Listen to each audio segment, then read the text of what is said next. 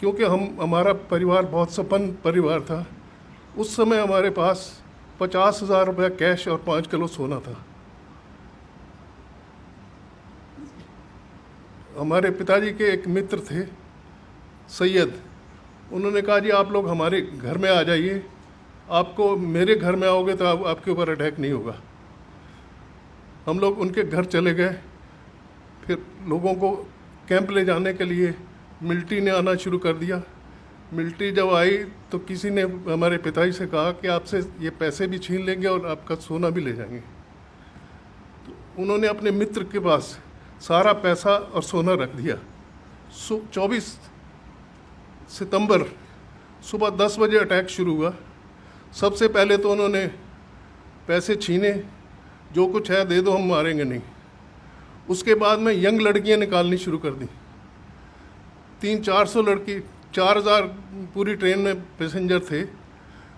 पहले तो उन्होंने 300-400 लड़कियां निकालनी, फिर ऐसा काटना शुरू कर दिया जैसे ओपन वैगन में गन्ना बाहर निकला होता है, उसको जैसे काटते हैं ऐसे इस तरह से तलवार से, लाठियों से मारना शुरू कर दिया।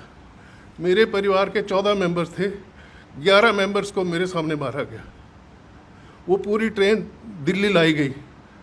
वो ट्रेन को नेहरू को दिखाया गया, जवाहरलाल गांधी को दिखाया गया। उन्होंने कहा ऐसा नहीं होना चाहिए। जब पटेल जी ने देखा तो उन्होंने कहा एक के बदले 4 होना चाहिए।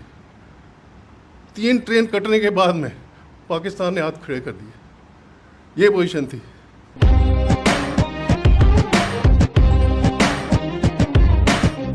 मेरा नाम PL मेहता है। पार्टीशन के टाइम पर मेरी उम्र 10.5 साल थी। हम लोग पाकिस्तान में डिस्ट्रिक्ट झेलम के रहने वाले हैं। हमारे गांव का नाम साहूवाल था, जहाँ पर हमारा एक पूरा परिवार जो है 14 फैमिली मेंबर्स रहते थे। हमारे घर में जो एरिया था लगभग 1 एकड़ में, आधे एकड़ में मकान था, आधे एकड़ में अपना गाय भैंस रखने के लिए जगह बनाई गई थी।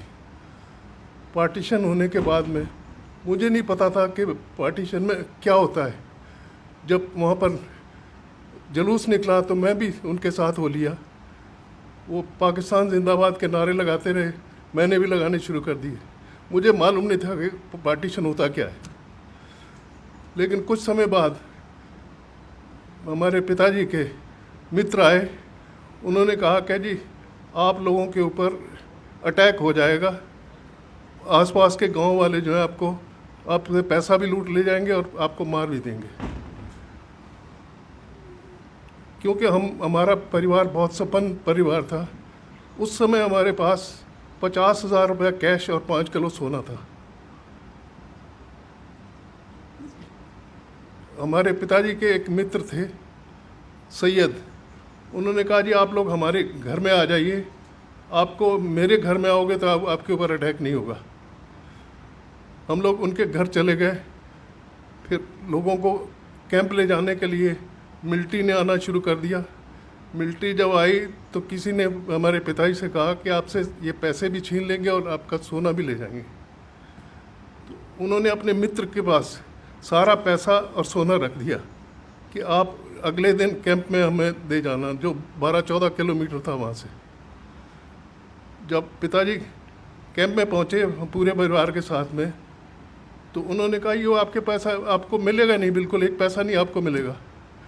लेकिन आप लोगों को ताज्जुब होगा, अगले दिन वो सुबह हमारे सोने से पहले उनका मित्र एक घोड़े के ऊपर खुद आया और एक घोड़े के ऊपर राशन लेकर 1 महीने का वो पिताजी के पास सारा सामान दे गया।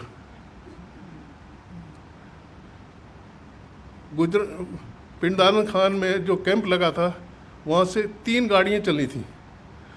3 गाड़ियों में पहली गाड़ी सरदारों की थी। उसमें कुछ जगह थी, लेकिन पिताजी ने कहा कि सरदारों के ऊपर सबसे पहले, पाकिस्तान में सरदारों के ऊपर सबसे पहले अटैक होता था, लेकिन उन्होंने मना कर दिया। दूसरी गाड़ी में हमको जगह नहीं मिली। ट्रेनें जो है पैसेंजर ट्रेन्स जो है इतनी शॉर्टेज हो गई कि उन्होंने ओपन वैगन मंगा के हमको ओपन वैगन के अंदर 100 आदमी एक एक वैगन में बिठा दिया, बिस्तर के ऊपर बैठ के ओपन वैगन में बैठ गए हम लोग। दूसरी ट्रेन के ऊपर 2 जगह थोड़ा थोड़ा अटैक हुआ, लेकिन वो लोग सारे बच गए। हमारी ट्रेन के ऊपर जो अटैक होना था वो कामुकी स्टेशन पर जब हम लोग पहुँचे शाम को, तो ट्रेन वहाँ सारी रात रोके रखी और ये महसूस होता रहा कि कुछ लोग जो है ना इकट्ठे हो रहे हैं, स्टेशन के आगे जा रहे हैं। सुबह गुजरांवाले से पुलिस आई, उन्होंने कहा जी आप लोग अपना सारा हथियार हमको दे दो क्योंकि आप हिंदुस्तान में नहीं ले जा सकते। सब लोगों ने हथियार दे दिए। हमारे साथ बलोच मिलिट्री थी और पुलिस ने कहा कि आगे मॉब है, हम उनको हटाने जा रहे हैं। वो हटाने क्या गए थे, उनको साथ में बुला लाए, अब आप अटैक कर सकते हो। 24 सितंबर सुबह 10 बजे अटैक शुरू हुआ। सबसे पहले तो उन्होंने पैसे छीने, जो कुछ है दे दो, हम मारेंगे नहीं। उसके बाद में यंग लड़कियां निकालनी शुरू कर दी। 300-400 लड़की, 4000 पूरी ट्रेन में पैसेंजर थे। पहले तो उन्होंने 300-400 लड़कियां निकालनी, फिर ऐसा काटना शुरू कर दिया जैसे ओपन वैगन में गन्ना बाहर निकला होता है, उसको जैसे काटते हैं ऐसे इस तरह से तलवार से, लाठियों से मारना शुरू कर दिया। मेरे परिवार के 14 मेंबर्स थे, 11 मेंबर्स को मेरे सामने मारा गया। उस बाई चांस 2 मुसलमान आपस में बात कर रहे थे कि तेरा बेटा कोई नहीं है, ये लड़का है, इसको अपना बेटा बना लेना, ले जा। पिताजी ने मेरे उनसे कहा कि जी इसको ले जाओ लेकिन मारना मत। बाई चांस मेरे पास एक घड़ी, घर में एक घड़ी मुझे मिली, डिस्ट वॉच, वो मैंने जेब में रखी थी। मैंने कहा मेरे से घड़ी ले लो, मुझे छोड़ दो। उन्होंने घड़ी लेके मुझे छोड़ा तो साथ में एक औरत बैठी थी जिसने जेवर पहने हुए थे, उनके जेवर उतारने में लग गया। मुझे अपने चाचा जी ने अपनी तरफ बुला के नीचे बिठा के ऊपर अपना पगड़ी खोल के ऐसे ऊपर डाल ली। उनको तलवार से मारा गया और तलवार का अगला पोर्शन मुझे भी गर्दन पर लगा। हम बैठे रहे वहीं पर। 3500 आदमियों को उन्होंने मार दिया। जो बचे हुए थे या तो ज़्यादा ज़ख्मी थे या मुर्दों के नीचे छुपे हुए थे, जिनमें से मैं भी एक था। हम फिर मिलिट्री ने ये कहा, मिलिट्री वालों ने, अब जब वो थक गए वो चले गए, मिलिट्री वालों ने कहा कि आप लोग प्लेटफॉर्म पर आ जाओ, और वो चले गए हैं। प्रोग्राम ये था कि इनको प्लेटफॉर्म पर ला के सबको मार दिया जाए। लेकिन हमारी किस्मत कुछ ऐसी अच्छी थी कि हिंदू मिलिट्री का कॉन्वॉय वहाँ से पास हो रहा था।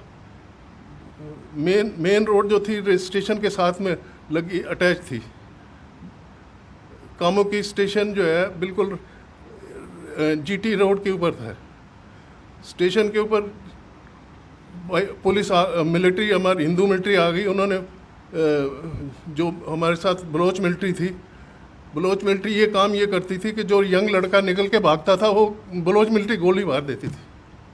ये पोजीशन थी हमारे वहाँ पर। उसके बाद हम लोगों को ये कंडीशन लगाई गई कि इनको हॉस्पिटल ले जाओ जितने ज़्यादा ज़ख्मी है या थोड़े बहुत ज़ख्मी हैं। हमें गुजरांवाला हॉस्पिटल में वहाँ से ट्रेन में शिफ्ट कर दिया गया।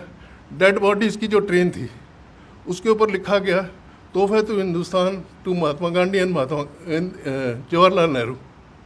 वो पूरी ट्रेन दिल्ली लाई गई। वो ट्रेन को नेहरू को दिखाया गया, जवाहरलाल गांधी को दिखाया गया।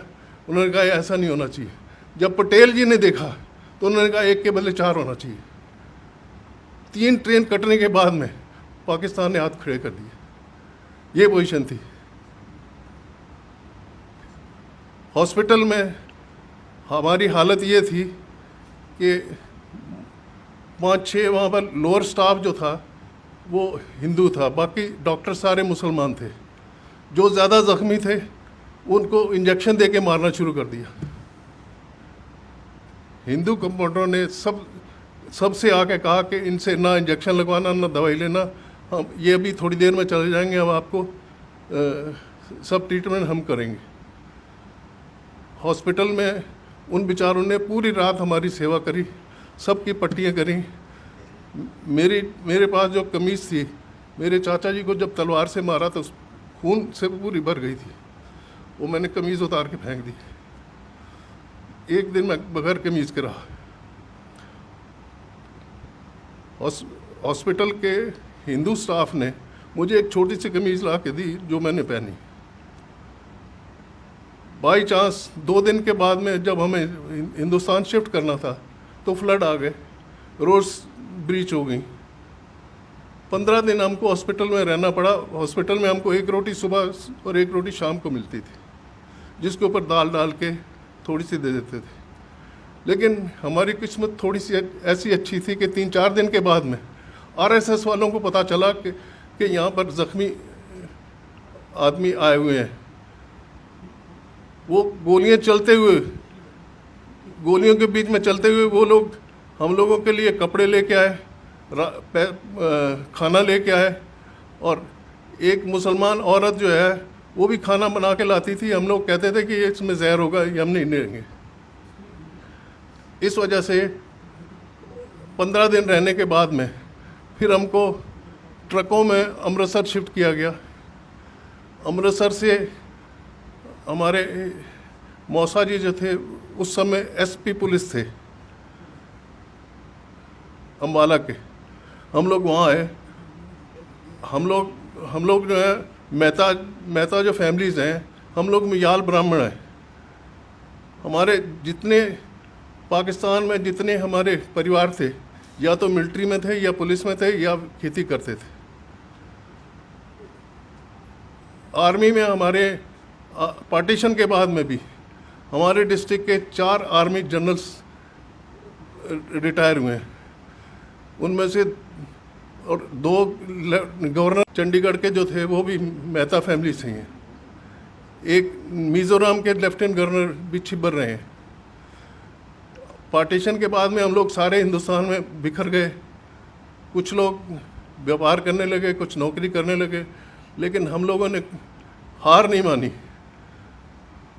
कुछ आप ये देखिए, पार्टीशन के बाद में भी हमारे आर्मी में या इंडस्ट्री में सब लोगों ने बड़ी मेहनत करके, मोहन मेकिन जो है वो भी मुहियाल मेहता फैमिली से ही है। सिस्टोपिक एक कंपनी है दवाइयों की, जिनका टर्नओवर करीब 300-350 करोड़ है। उन्होंने प्रोफेसर थे चंडीगढ़ यूनिवर्सिटी में, उन्होंने अपनी कंपनी बना ली, उन्होंने दवाइयों की फैक्ट्री खोल ली। कुछ लोग फिल्म लाइन में चले गए, जैसे कि सुनील दत्त, उनका बेटा, और ओम प्रकाश, अनंत बख्शी, ये सारे मेहता फैमिली से बिलोंग करते हैं। हम लोगों ने यहाँ आने के बाद में किसी के आगे हाथ नहीं फैलाया। मैंने 15 साल की उम्र में कमाना शुरू किया था। आज मेरी उम्र 85 प्लस है और मैं अभी तक अपना बिजनेस हैंडल करता हूँ। और लेकिन पुरानी यादें भुला नहीं सकता। कश्मीर फाइल को देख के मुझे खुद महसूस होता था कि जो उनके साथ हुआ है वो हमारे साथ पहले हुआ था, उनके साथ अब हो रहा है। आप लोगों ने मेरी व्यथा सुनी, उसके लिए धन्यवाद। जो पार्टीशन के 3 आदमियों को मैं जिम्मेदार मानता हूँ, पंडित नेहरू, महात्मा गांधी और जिन्ना। अगर महात्मा गांधी मान लेते कि जिन्ना ने ये सजेस्ट किया था कि 5 साल में 2 साल हमें प्राइम मिनिस्टरशिप दी जाए इंडिया की, 3 साल जवाहरलाल रहे, लेकिन जवाहरलाल नहीं माने थे और उनको सबको मालूम था कि जिन्ना ने 6 महीने या 1 साल के बाद में मर जाना, उसको टीबी थी, ये हालत थी। गवर्नर जनरल उसको बना दिया गया। इंडिया वालों ने पता सबसे बड़ी बेवकूफ़ी जो कि गवर्नर जनरल उन्होंने लॉर्ड माउंटबेटन को बना दिया क्योंकि वो नेहरू के दोस्त थे। ये बहुत सारी ब्लंडर्स ऐसी हुई हैं। जितने हमारे एजुकेशन मिनिस्टर हुए हैं पुराने, सारे मुसलमान रहे हैं। सिर्फ मुसलमानों की उनकी हिस्ट्री जो है उन्होंने रिपीट करी है। हिंदुओं के किसी महाराणा प्रताप या शिवाजी के बारे में किसी ने 2 लाइनें भी नहीं लिखी हैं। ये हमारी भारत की व्यथा है। धन्यवाद।